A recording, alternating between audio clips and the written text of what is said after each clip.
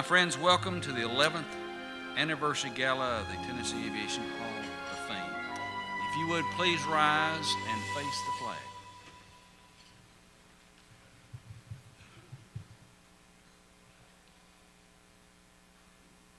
I pledge allegiance to the flag of the United States of America and to the republic for which it stands, one nation, under God, indivisible, with liberty and justice for all.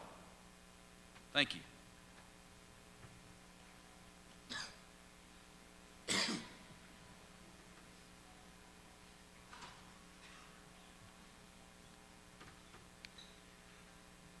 Because I fly, I laugh more than other people. I look up and see more than they. I know how the clouds feel, what it's like to have the blue in my lap, to look down on birds, to feel freedom in a thing called the stick. Who but I can slice between God's billowed legs and feel them laugh and crash with his step? Who else has seen the unclimbed peaks, the rainbow's secret, the real reason birds sing? Because I fly, I envy no person on earth. And all of us in here either fly or have something to do with flying. So we're here tonight to honor people who have become outstanding in this field. Before we get to that, representing the governor of Tennessee, I would like to introduce Miss Senator Jim Tracy. Jim, where are you? If you'll stand and be recognized. There he is.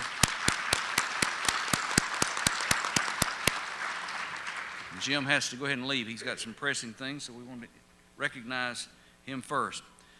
Also in our audience tonight, representing the Tennessee Aeronautics Commission, is Fred and Anna Culbreth. I think I saw them. Yeah, there they are.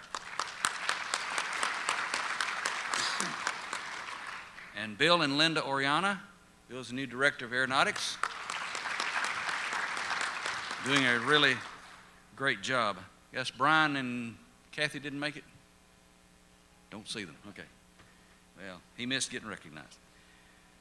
We'd like also to recognize all the elected officials in the audience. If there are any elected officials in the audience, would you please stand and be recognized?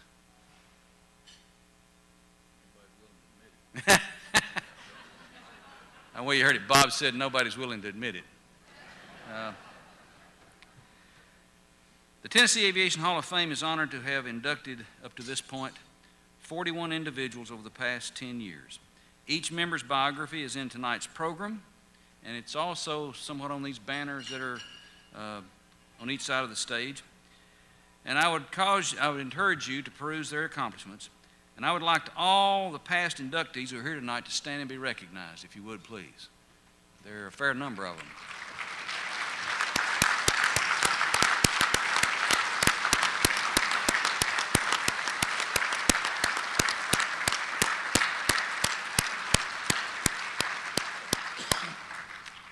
As you know, Bill Colbert and Mama Bird, just coming out of my mouth, just didn't come out yet. He's got to prompt me. Passed away this past year, and we miss them, especially Mama Bird. She was an inspiration to all of us. The mission of the Hall of Fame is to honor and enshrine individuals whose leadership in or for aviation, whether by exceptional service or extraordinary achievement, has made an enduring contribution to aviation for Tennessee, our nation, and the world. The Hall of Fame also has a parallel mission as Tennessee's repository and archive for aviation history.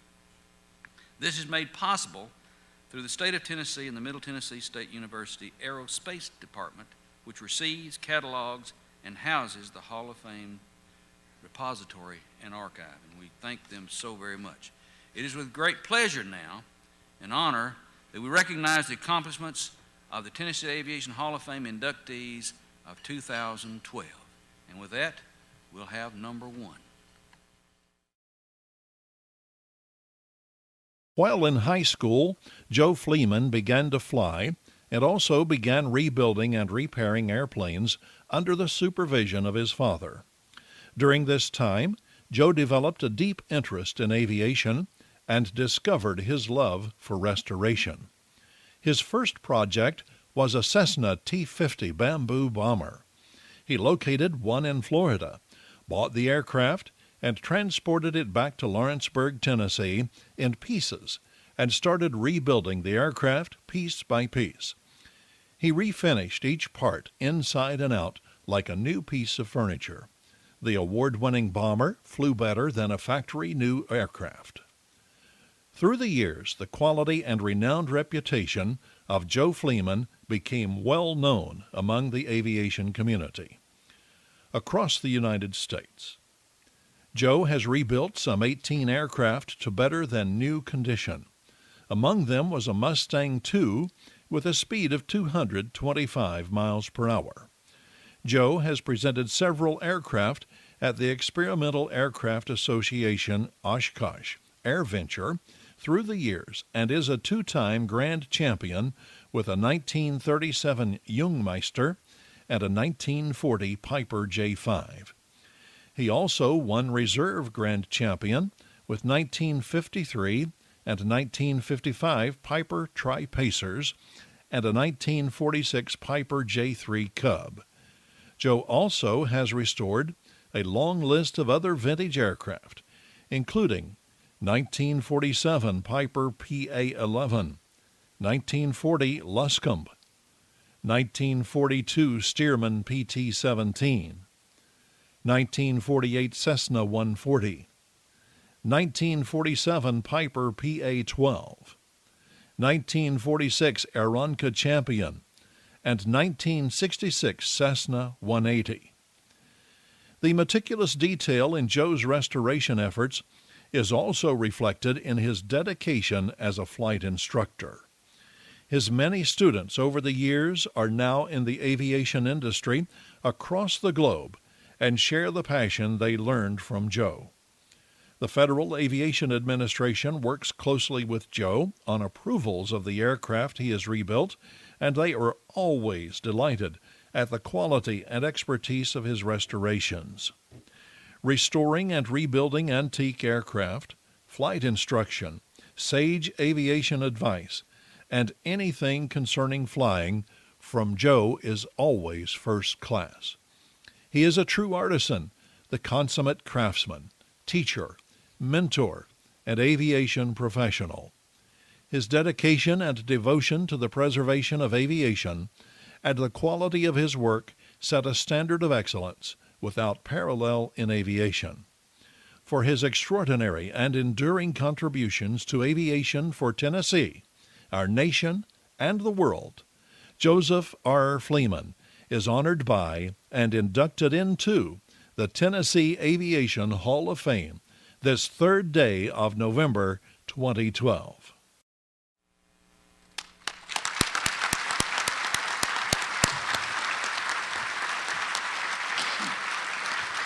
Ladies and gentlemen, Mr. Joe Fleeman.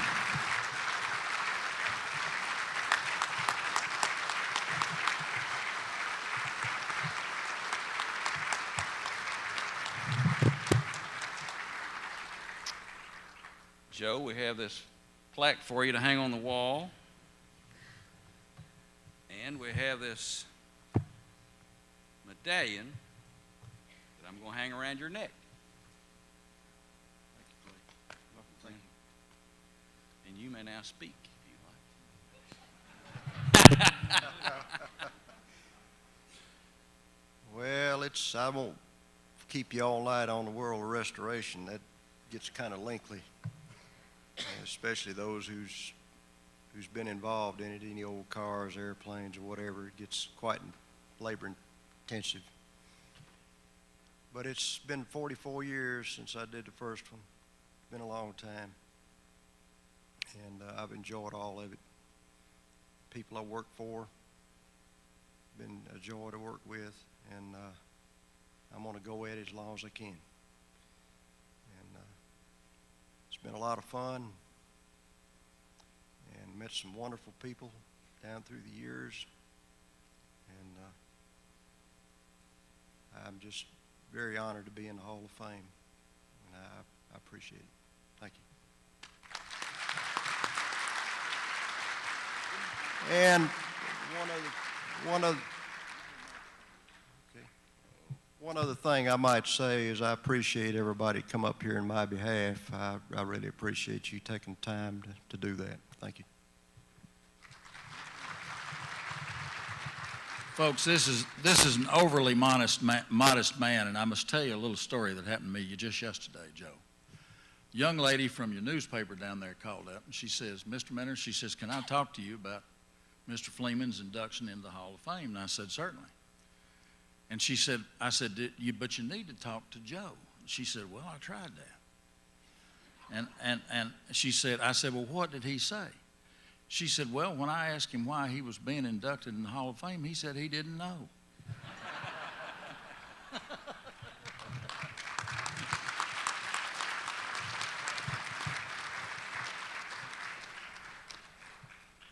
And Joe asked me one day, he said, why in the world do y'all want me to be in the Hall of Fame? I said, you're asking that's the very reason.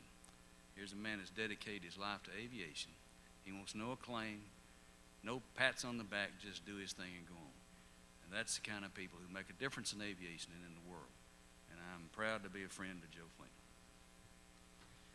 Number 2.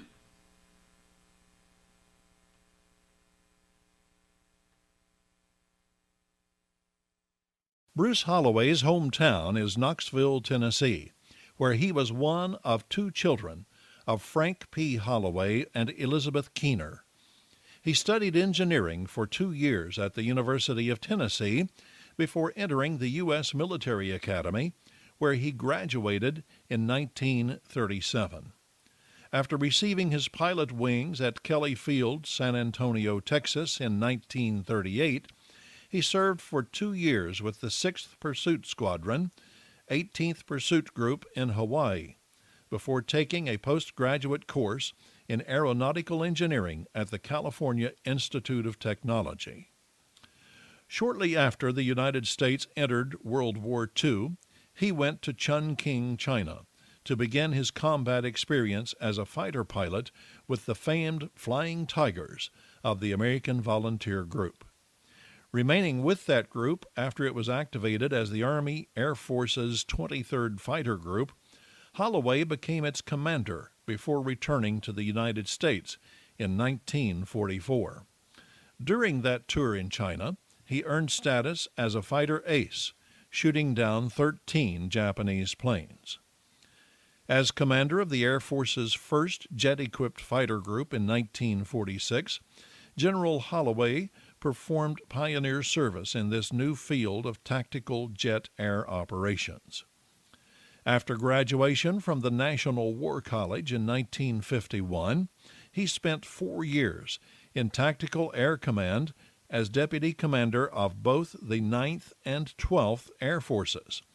And in 1961, he was named Deputy Commander-in-Chief of the U.S. Strike Command at MacDill Air Force Base, Florida. Later in that assignment, he also fulfilled additional responsibilities as Deputy Commander-in-Chief of the Middle East, Southern Asia, and Africa South of the Sahara Command. Holloway assumed command of the U.S. Air Forces in Europe in July 1965, serving in that capacity until his appointment as Vice Chief of Staff of the U.S. Air Force, August 1, 1966, and later served as Commander-in-Chief of the Strategic Air Command from 1968 to 1972.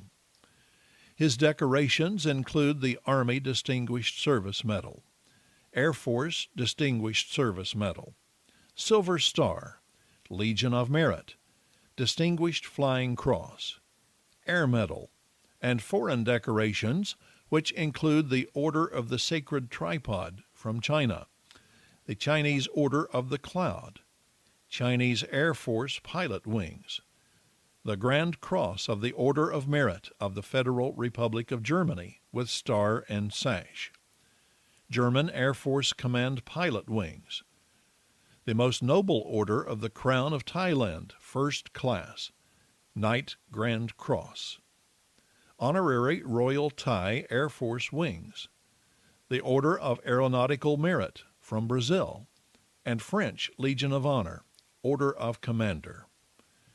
General Holloway's service to his country and aviation across the globe is an enduring testimony to his dedication to the freedoms of the United States of America.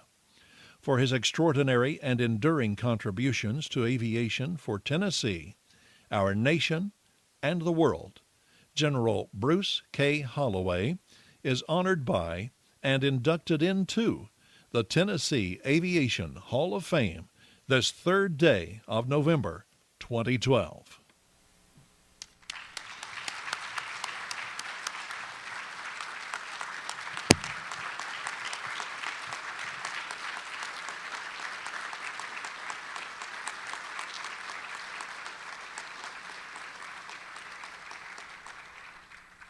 Accepting this enshrinement on behalf of her father is Taylor McMaster.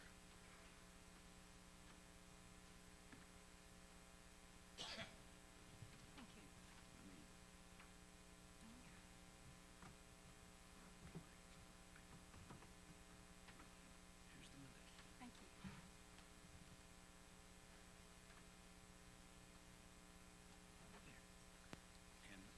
Thank you very much. May I put them right here in the chair?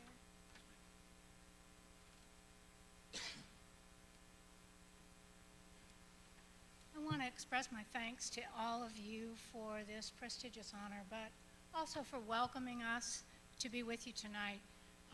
It is a pleasure to speak on behalf of my father.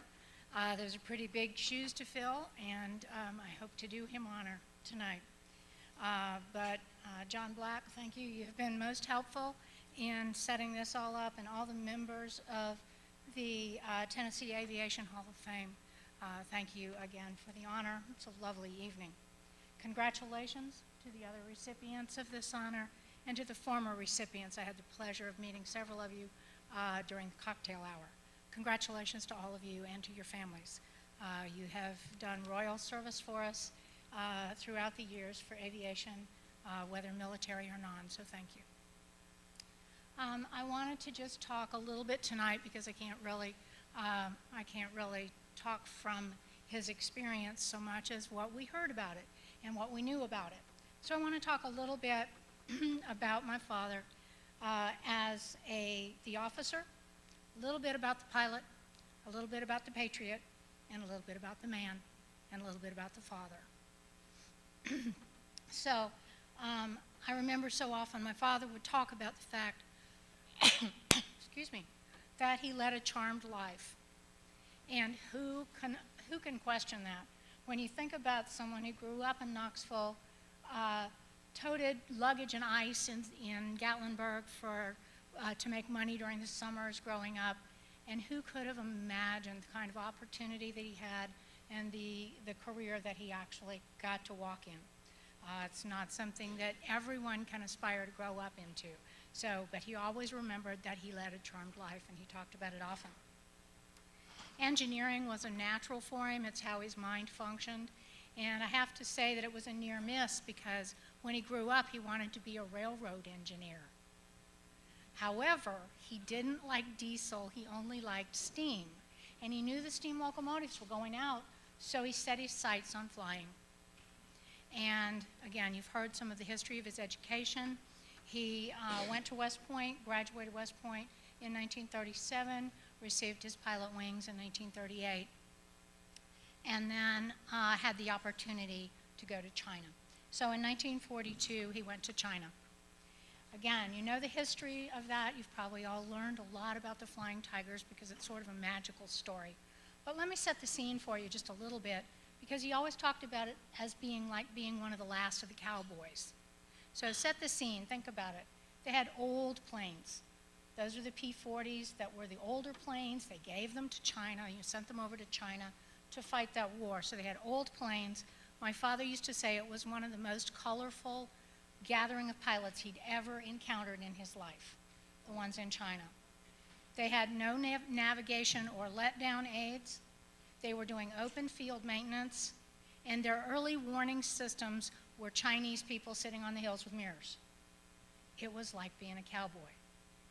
And yet, they were able to have a 10-to-1 ratio fighting against the Japanese, who actually had a superior aircraft in the Zero.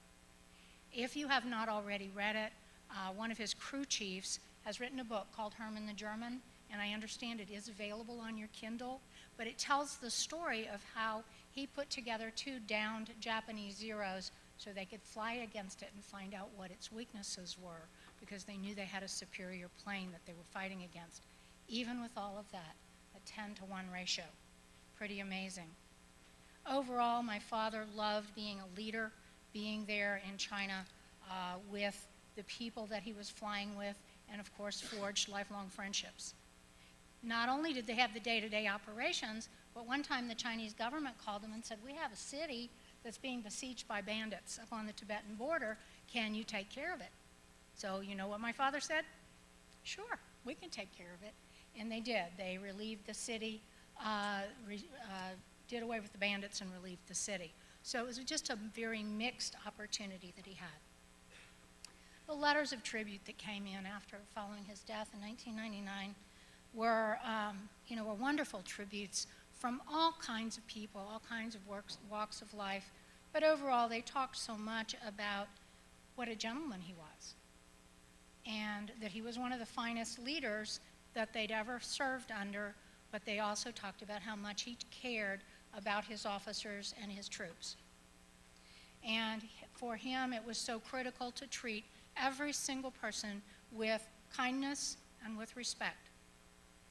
And it was well known when he became the commander of SAC, it was well known by all the commanders anytime he was visiting a base that if they were parading the troops, that those commanders were expected to know everyone's name and something personal about them, because they knew that he would stop and they needed to be expected to know that human being, not just the uniform they were wearing. So that was a well-known, we heard a lot about that in the letters of tribute from some of the soldiers who were standing parade and had that happen to them. But he was, I think that he had the opportunity to get to know Jimmy Stewart, the actor, as a friend and as a colleague. And I think that Jimmy Stewart summed it up best when he spoke about my father. And he said, anyone who knows Bruce Holloway knows that he has never forgotten the difference between people and machines. You keep machines going with hammers and wrenches, and people with human understanding. It's a wonderful quote, and I was pleased to have discovered it. Briefly talked about commanding the first wing of jets. He had the opportunity. They shut down the airspace over Washington, D.C. for 3 hours for an air show with that first wing of jets. And of course, they had to take everything with them that they needed because nobody knew about jets. And he was quite proud that they only lost 1 plane, and it wasn't a wreck. So he said he brought them all home, and he was really proud of that. Everyone in the room knows what that means when you're in aviation. After he retired, he returned to his roots because he met John Cassidy, who had a 1/8 scale steam locomotive run railroad. It was about a mile of track, and John Cassidy was taking school kids for a ride, teaching them about steam, taking them for a ride on the railroad. And the 2 men met, and over the course of the next 10 years, they took almost 250,000 children for rides and donated over $90,000 to Rotary to give to humanitarian aid, a lot of Habitat for Humanity. So again, he got to go back to those steam locomotives, and we saw him very, very happy in those years whenever we would visit. But still making a difference with a good friend, John Cassidy. And John Cassidy had reached the point with the railroad that he was almost overwhelmed, but what he said one time as a quote was, "Then God sent me the general." And so they had a wonderful time after that. But briefly, and I don't want to keep you too long, but briefly, the world knew him as an officer and a hero, and to my sisters and I, he was Daddy. You know, there's that dichotomy of that all of you carry, that you have so many different persona. But he was just our dad, but still, we had really interesting people around the dinner table that not everybody else got to meet, and so we were certainly aware of that. He had 3 daughters, and dating was an adventure. because our dad was always everybody else's dad's boss. And so that was a little tricky sometimes when the young man would want to come pick one of us up for a date. And then, of course, it got even worse when he was the commander of SAC, because if you stayed out late and had to call home, you got a colonel in the underground. So everybody in the underground knew if you were out late or if you'd gotten into trouble. And so, it was kind of an interesting way to grow up. And then another time there was an AP guard posted on our house because somebody had put a threat out for him. So, we were kind of social pariahs there for a while. Then also there was a time that my mom got a ticket for tailgating. We were in Florida. And the man said, now you take this ticket home and tell your husband to give it to his command sergeant. And I remember sitting we were even old enough then to know what they were talking about. And I remember sitting at the table and they were laughing and making certain that this air policeman would not learn of this and feel bad, because she'd been tailgating. She really was. And so my father took the tailgating ticket into General Adams the next day and made a great ceremony of producing that for him. And I lived with them that year at Offutt, and my son was 5. And he would come home at lunch and take his walkie-talkie, and he and my son would go out and hunt rocks on the parade ground and get out the big wheel and take it down the hills there at Offutt. So again, all the different facets of the man. He was a fine strategic thinker and very serious, but he also had a sense of fun. Loved the Roadrunner and loved Hogan's Heroes. But the other thing is, again, the multifaceted. There was a great procurement network at the Pentagon for getting cherry bombs. And the cherry bombs would come out in a manila envelope that said "for eyes only." And you just walk out of the Pentagon with these cherry bombs. And he used to perform some real engineering feats with the cherry bombs out in front of our house. He'd tie them together to see what he could do with them, those kinds of things. And also in 1958, he had a 1958 hardtop convertible Corvette. And any of you who think that fighter pilots do not have a network for where the speed traps are in Washington, D.C., think again. There'd be this call, there's a speed trap on Foxhall Road. And the message would go through all the fighter pilots because they all liked speed. I think the time that he was a USAF, commander of USAF, and they went to lunch with the then King and Queen of Libya. And the ladies had lunch with the Queen, and the gentlemen had lunch with the King. And the ambassador was with them and his vice commander, and the men were waiting at the plane. Well, the Queen had decided to get them all gussied up in native dress. So these cars showed up, and 3 seemingly Libyan ladies got out of the cars heading for the airplane. And my dad and the ambassador were saying, how are we going to handle this? It's going to be an international incident. But sure enough, it was their wives who were all dressed in native dress. My father would not consider the evening complete without honoring the partnership he had with my mother. He and my mom had quite a partnership throughout their marriage, throughout his career. And during all of that time, and from 1962 until last summer, she made a career out of transcribing Braille.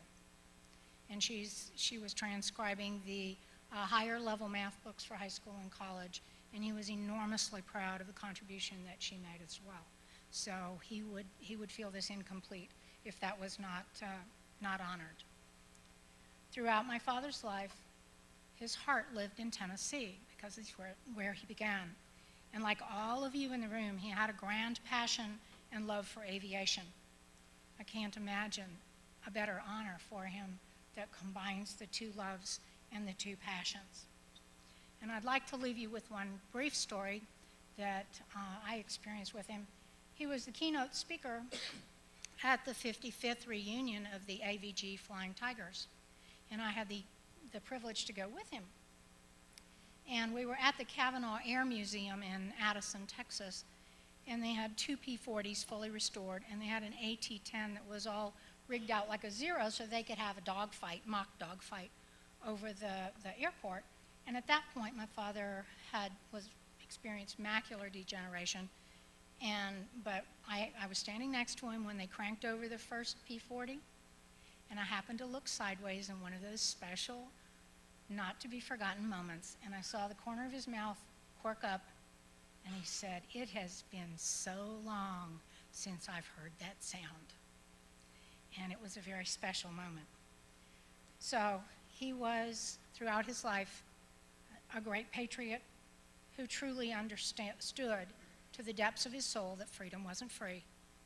And he felt particularly privileged to serve and honored to defend. Thank you very much for giving him this honor. He would be proud.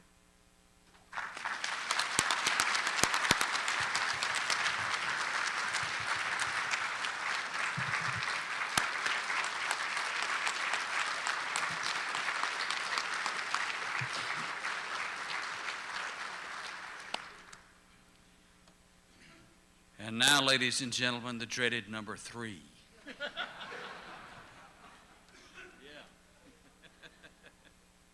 While growing up in Kingsport, Bob Mentor built model airplanes and spent endless hours at Tri-Cities Airport longing to become a pilot. Following enrollment at Embry-Riddle Aeronautical Institute in Miami, Florida, he soloed a Piper J3 Cub at Tamiami Airport on October 25, 1960, studied aeronautical engineering, airframe, and power plant technology, and earned a commercial pilot's license. Following graduation, Bob built flying time as a freelance pilot, flying a variety of single and multi-engine aircraft around the country and the Caribbean. He worked with a major Cessna dealer and managed a small FBO in South Florida. In 1963, Bob became a corporate pilot based at TRI, where he flew a Beechcraft Twin Bonanza and an Aero Commander 720 to destinations nationwide. He later returned to Miami to work for the newly formed Burnside-Ott Aviation Training Center. BATC became the largest civilian flight training organization in the world, and during his 8 years there, Bob served in a variety of management positions. Mentor again returned to Tennessee in 1973 to serve during Governor Winfield Dunn's administration, where he became Director of Development and Operations for the TDOT, Bureau of Aeronautics, the agency responsible for the state's system of 76 public airports. While at the Bureau of Aeronautics, he oversaw the development of airports across Tennessee. After leaving state government, Bob formed his own firm, Bob Mentor and Associates, and contracted to sell advertising for AOPA Pilot Magazine and was a consultant to other major aviation events. AOPA contracted with Mentor as the regional representative for member services and governmental affairs in the mid-'80s. To date, he has represented AOPA for more than 35 years and is currently employed as AOPA's Southern Region Manager in 8 states in the Southeast. Bob Mentor has earned a reputation as a staunch advocate for general aviation and as an accomplished aviation policy strategist, marketing, and technical consultant. He has served numerous aviation technical and advisory groups throughout the Southeast, co-founded the Tennessee Aviation Association, and founded the Tennessee Aviation Hall of Fame. In 2002, the Tennessee Aeronautics Commission awarded Mr. Mentor its highest individual honor for his career contributions to aviation. Bob Mentor has been an AOPA member for more than 51 years, a member of EAA and the Ancient and Secret Society of Quiet Birdmen, TYS Hangar. For his extraordinary and enduring contributions to aviation for Tennessee, our nation, and the world, Bob Mentor is honored by and inducted into the Tennessee Aviation Hall of Fame this 3rd day of November, 2012.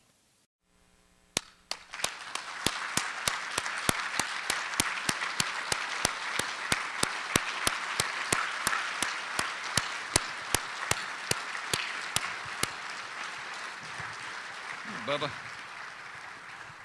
And to adorn Bob with his, I want my wife to do yeah, that. You mind? I'm announcing that. All right. Well, you just, I'm just, hell, I'm still trying to run things. I know. To adorn him with the medallion is the real power behind Bob Minter, his wife, Karen.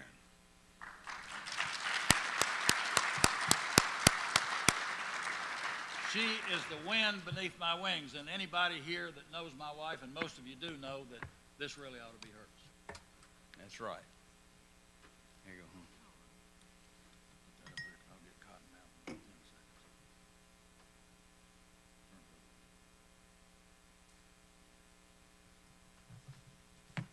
Boy, ain't that one of those long things.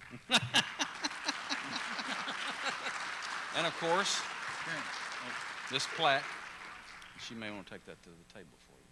turn around for Tom. Whoops, you got a good grip on that thing. And there's the box for the medallion. And now, we're going to let him speak. That's the bad part. This wasn't supposed to happen, you know. I'd asked that I be a posthumous induction. And so Don Baker started on about 3 years ago, and John Ball and Bob Sutterth and Steve Johnson at Eastern Aviation Fuels and Roy Abrams and Darrell Sexton just wouldn't take no for an answer. And I guess some others wouldn't as well, and I'm grateful to you for it. I guess I understand better than anybody what this means, and it means a lot to me. But I'll tell you what means more to me than anything is those of you that came for me tonight, and I want to recognize some of them. Greg Pecoraro was here, my boss from AOPA, and so I've had to trim my remarks considerably because Greg reminded me when I became a full-time AOPA employee at the tender age of 71 in January of this year, or 72, I'm sorry. How old am I? He said, you know, Bob, you're an AOPA employee 24 hours a day, 7 days a week. Be careful. So I've had to trim things back a whole lot. I mean, I spoke up in Kentucky. I kept my act together somehow. All that sort of thing. It's been a lot of fun. I'm honored too by Henry Lowe from Lowe Aviation in Macon, Georgia, and Mary Cumming all the way from Macon. Henry, I so appreciate it. You mean a lot to me. You're a great friend. I was master of ceremonies when Henry's dad was inducted into the Georgia Aviation Hall of Fame, and I've been master of ceremonies down there a few times. And that was certainly a privilege. Another friend I want to mention, and I'm doing this is dangerous, I understand that because there's so many here who are, but Wynn Turney from Kentucky, the Commissioner of Aviation, Commonwealth of Kentucky, and I have only been friends since I think we said tonight, Gwen, about 2008 or 2008, wasn't it? But we're just brothers joined at the hip, no pun intended. Buddy, I know yours are fake. But Wynn and I have limped around in a few meetings. I testified before the Murfreesboro City Council a few weeks ago, and as I stood up, I said, I'm living proof that a damn motorcycle is a whole lot more dangerous than an airplane. That's what I'm doing with these funny shoes on. That's why I'm limping. I appreciate my QB brothers coming from TYS over in Knoxville. Thank you, guys. I appreciate it. And the Knoxville hangar, all the hangars in Tennessee, I think, are probably here too. I particularly in that regard appreciate Charlie Nelson, pardon me, who was my sponsor. Charlie's here. God bless you, buddy. I love you. You're a great man. So are you, Merrill Moore. I didn't know you were coming, you rascal, and I thank you for doing it, coming all the way from Johnson City. I want to take a sip here a minute. Hell, I haven't been this nervous since I got married. Third time. There's part of my career I want to tell you about. Burnside Odd Aviation Training Center became the largest civilian flight training organization in the world. And when I left there in '73, we had 172 training airplanes. Now you have to swallow a minute to digest that one. That's a lot of machines. 100 of them were 150s. That was one of the highlights of my career, truthfully. I founded a trade show that really didn't last very long because I got my money, but the company that produced it kept raping it while they were conducting it. It was called Amtech. took place, what was Karen, a couple of years in Dallas. That was a pretty neat thing. I got contracted to build the Tennessee Museum of Aviation. How many of you have been there? A lot of you. This is the first time we've left there, and I know you enjoy being there, and I do too. My fingerprints are all over that. I loved every minute of doing that job. When I was being interviewed at AOPA, Tim Fortune, our HR guy, and Greg said, Tim said, tell me about the big project you did and how many mistakes you made. And I said, well, I built a museum of aviation and used another man's money. It was a dickens of a big project. I didn't make any mistakes. He looked at me like, boy, there's something wrong with this guy. He's plummied up with himself. But the truth is, we almost made a lot of mistakes. But when you're operating with somebody else's money, and you know what an incredible facility that is, you're careful, and I was. Mary Catherine and I worked on that together, and we had more fun than we were entitled to. It was great. So building the museum was a big thing. But my love is my work I do for AOPA, and I've done it for a long time. I've represented this association since I was teaching some Air Safety Institute kids at Burnside out in Miami to fly. And I just adore my work. All of you who know me know I do. And it's the most fun you can have with your clothes on. And I just think it's terrific. But I want you to meet my family. My son and his wife are down here, Bo and Brianna. And they're the parents of the Menor line of grandchildren. And they gave us a son and a daughter both. And we're proud of them. Stand up, guys. I want y'all to meet my kids.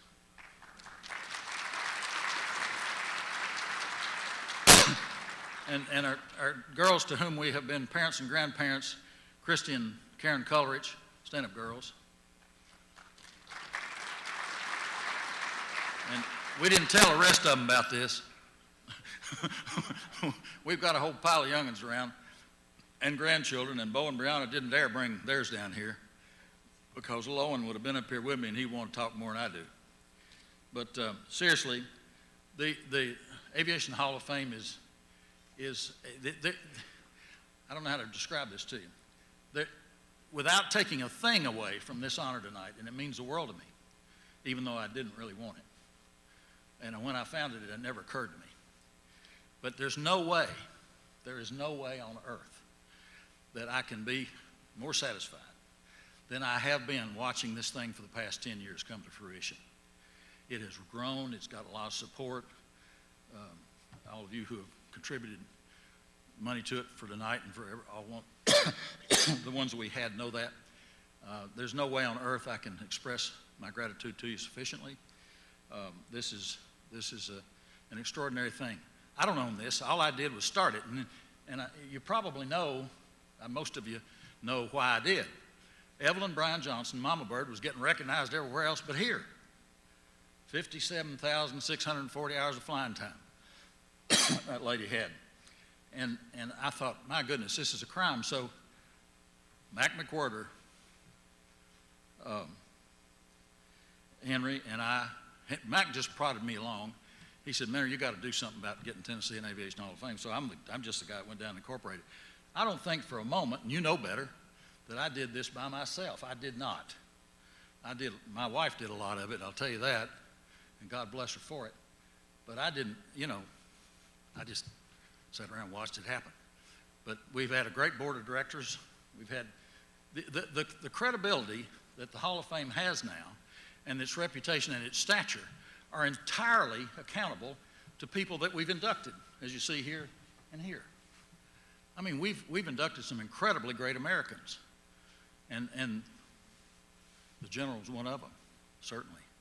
Hard act to follow, I'll tell you that. That was lovely. I enjoyed every minute of it. And that's the great part of the Tennessee Aviation Hall of Fame. I appreciate it. I do very much appreciate it. And I thank you very much. And John Black is the most able hands in the world. And this Hall of Fame will go to heights you cannot imagine under John's leadership. Thank you, buddy. Appreciate y'all.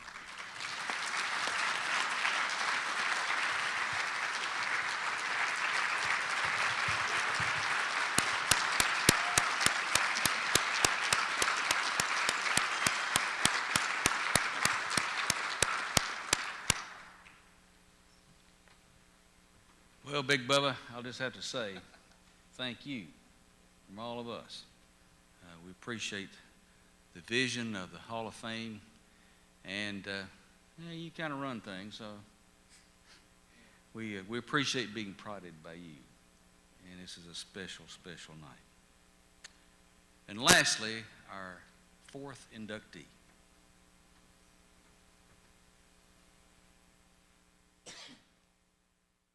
Beginning at the early age of 16, Morris Ray soloed in 1953. By age 18, he was a certified flight instructor and continued instructing while in medical school from 1959 to 1962. While serving his country in the U.S. Army, Dr. Ray was a flight surgeon flying medical missions leading to his career in medicine. He was also a flight instructor in the Army at Fort Knox, Kentucky, and Fort Richardson, Alaska. His lifelong passion for aviation has touched the lives of aviators across the world. Dr. Ray combined his talents as an aviator and doctor through his dedicated efforts with the Federal Aviation Administration on aviation medical and neurological issues, providing expert witness knowledge for the FAA.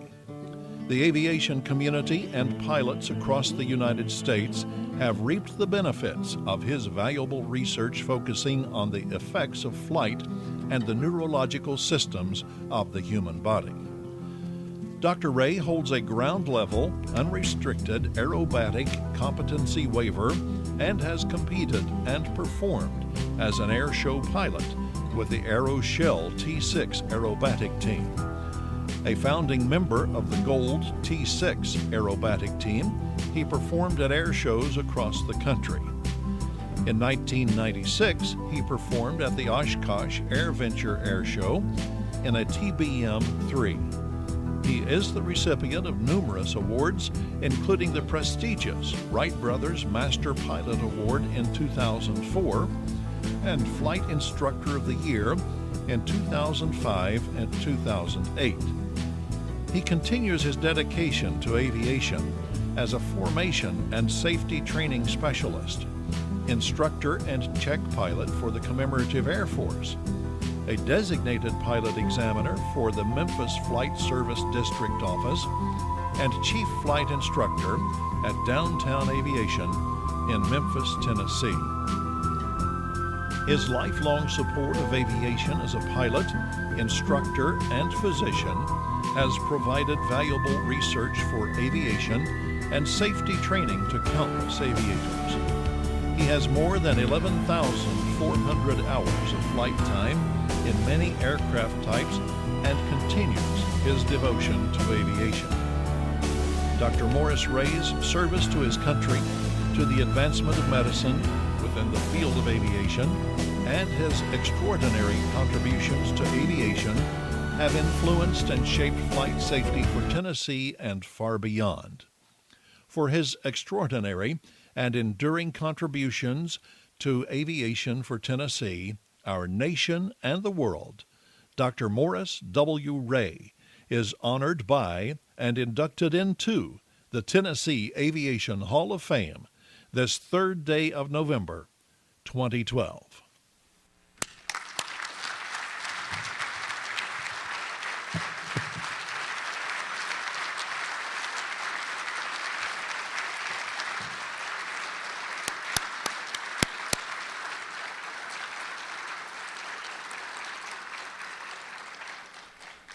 Adorning Dr. Ray with his medallion will be his wife, Sherry.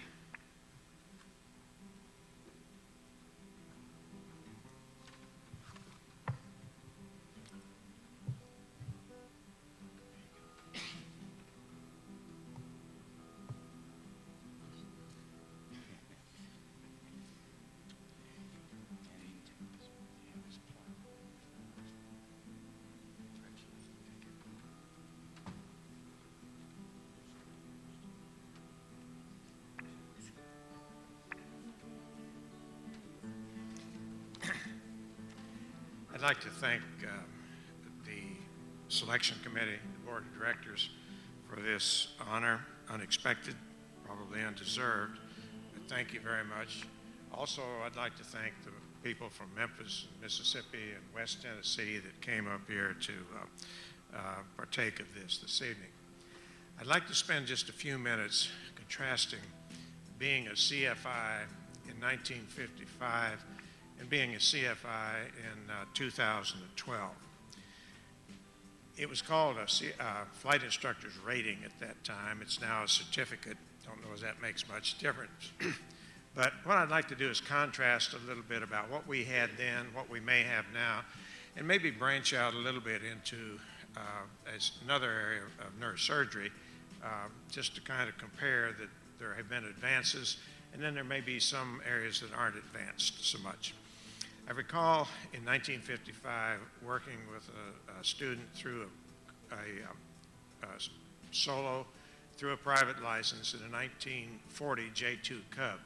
Had a 37 horsepower engine, no brakes, single ignition. You simply taxied round and round the circle until you thought it was warm enough to take off, and took off.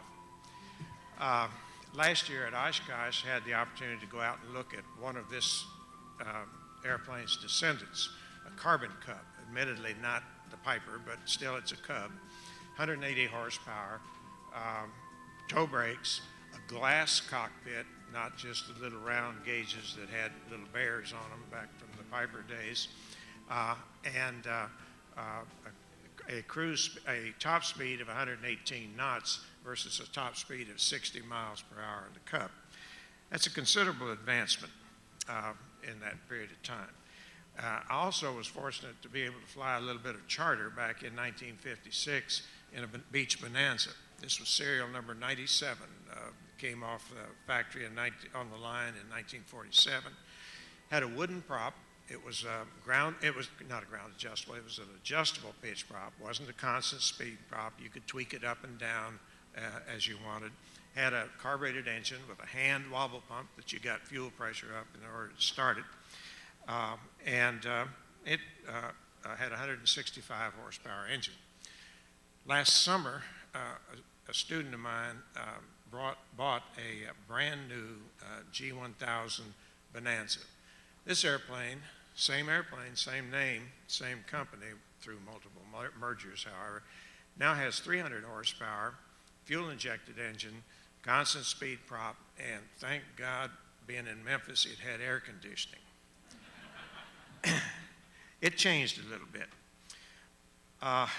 When I took, it was mentioned about a flight surgeon, commented, I took an instrument check ride in Alaska, and the colonel that was a DPE was giving me my check ride, and he thought it'd be real neat to make the flight surgeon do a low-course, fourth-course range approach, listening to the A and the end.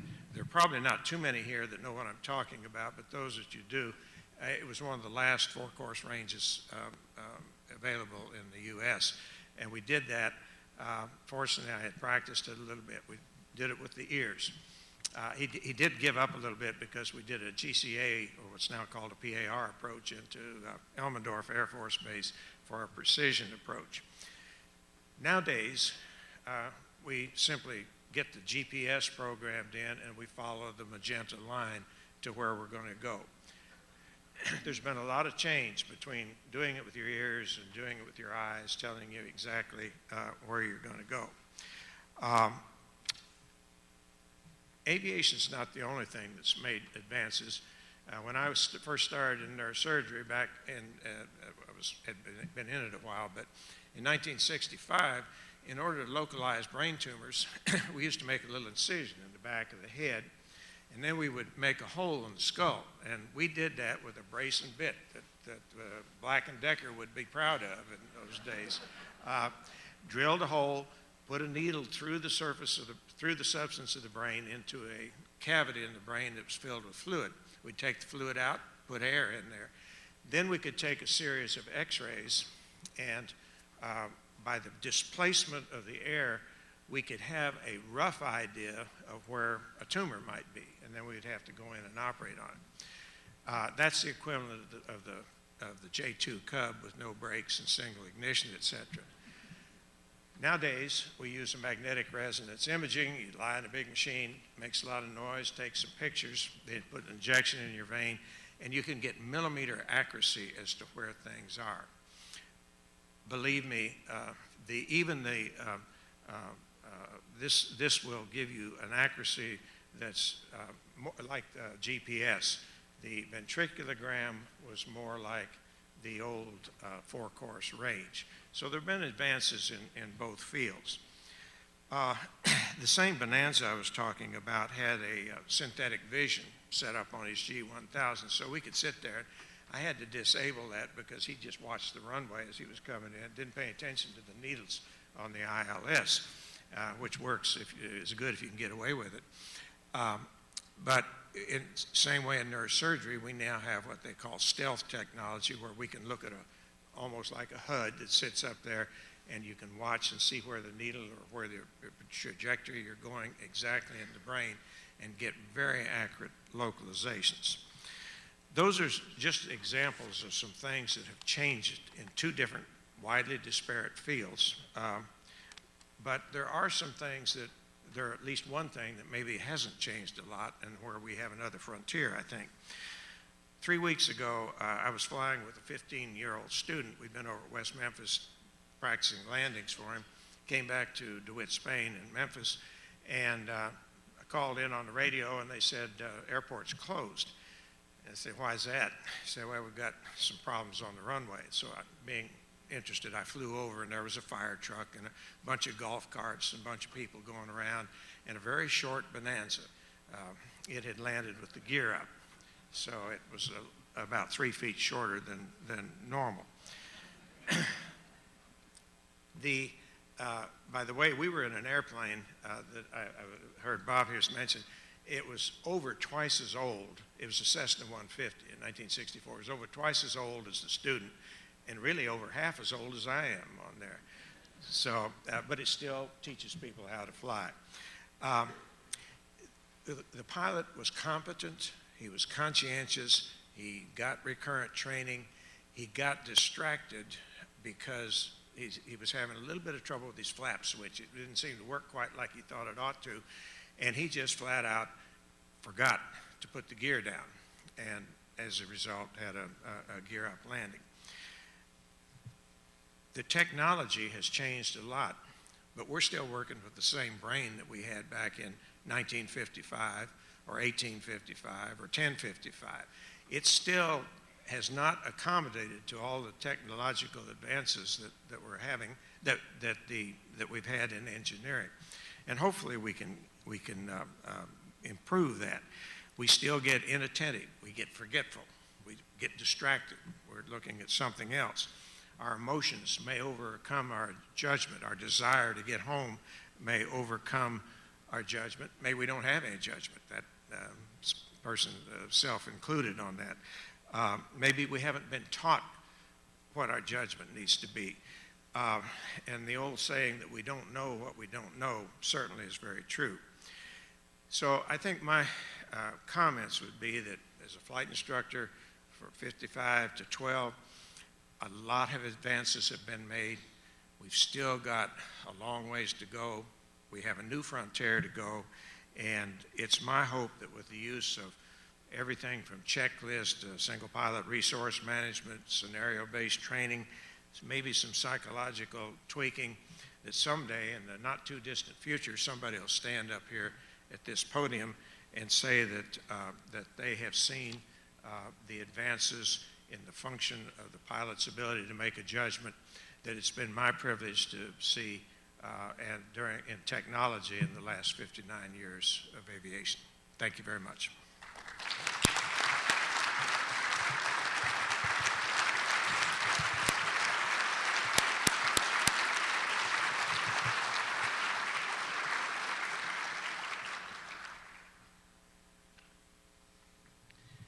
Ladies and gentlemen, it is truly an honor to be in the presence of these outstanding individuals tonight, and I think we need to give them another big round of applause.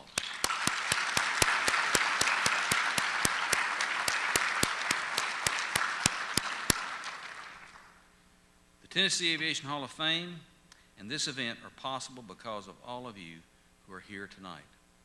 We would like to thank our sponsors and patrons for your continued support of the preservation of aviation history in the great state of Tennessee. Before you leave tonight, please visit the silent auction table to place your final bids on these wonderful items. The bidding will close in 15 minutes after we finish tonight, so make sure to visit the tables as soon as we conclude the program. Once again, thank you for your attendance tonight. We look forward to seeing you again next year, and until then, blue skies, smooth flying. And I would like to end with this poem. We recite it over and over, but it is still true and valid.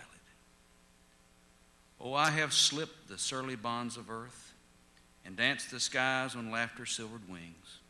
Sunward I've climbed and joined the tumbling mirth of sun-split clouds, and done 100 things you have not dreamed of.